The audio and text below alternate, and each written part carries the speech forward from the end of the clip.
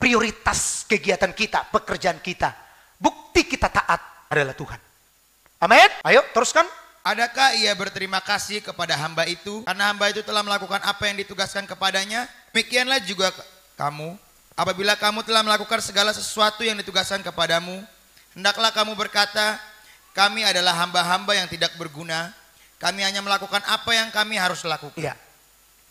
Ini prinsip yang luar biasa sebagai saudaraku pengikut Tuhan, sebagai anak-anak Tuhan. Dalam ketaatan yang terus menerus. Baru melayani, baru bekerja, disuruh melayani di meja tuannya itu. Dia siap, akan sampai selesai pun dia melayani dengan baik. Dia katakan, kami adalah hamba yang tidak berguna. Kami hanya melakukan apa yang kami harus lakukan. Masih tetap tidak berguna. Kadang-kadang kita bagaimana? Sudah merasa kita berbuat, sudah merasa kita berjasa. Lantas kita berpikir, masa ya nggak dihargai ya? Masa ya nggak dihargai gembala itu ya? Kadang-kadang kan kita keluar dari hati kecil kita seperti itu, saudara. Tapi lihatlah, saudaraku, hamba ini. Yesus ingin agar kita taat dengan ketekunan dan semangat. Dan taat dengan terus menerus, semangat sampai akhir. Bukan ketaatan sehari, seminggu, sebulan, setahun.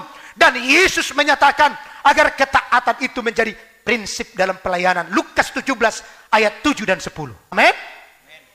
Taat. Saya sendiri saja gembala mau taat. Contoh kecilnya apa? Setiap kita latihan kor pujian, berdiri kata pemimpin pujian, saya berdiri. Duduk ya saya duduk. Diulang lagi saya ulang. Padahal yang melatih siapa? Ibu Desinya melatih. Udah belangoko sebenarnya. Dalam kondisi, dalam hal-hal tertentu, kita mau taat, ya harus taat.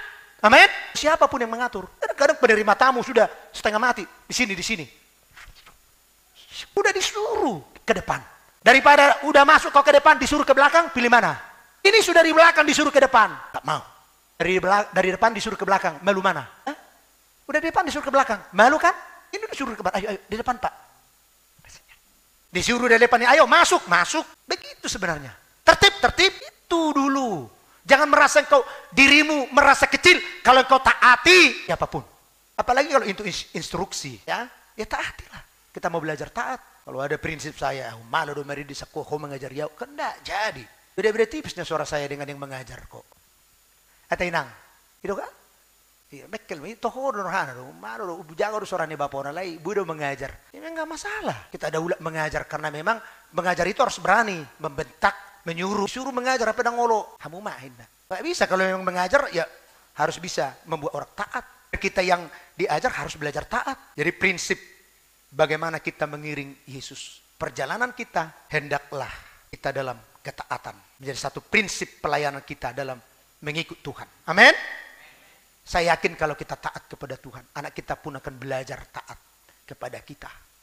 Sebab hidup ini memang tabur tuai. Kita seperti itu.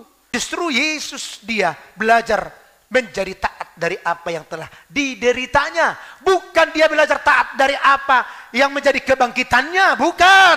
Ya, Ibrani 5:9 ini. 2-3 ya bersama-sama. Dan sesudah ia mencapai kesempurnaannya, ia menjadi pokok keselamatan yang abadi bagi semua orang yang taat kepadanya. Hanya bagi semua orang yang. Jadi kalau ada orang berkata, oh Yesus engkau juru selamatku, keselamatanku, tidak ada ketaatan, itu hanya pengakuan sepihak. Belajarlah Bapak Ibu, kita belajar. Ayo sama-sama, saya juga pertama belajar. Istri anak-anak belajar untuk taat kepada Tuhan, taat kepada Allah. Puji Tuhan. Haleluya.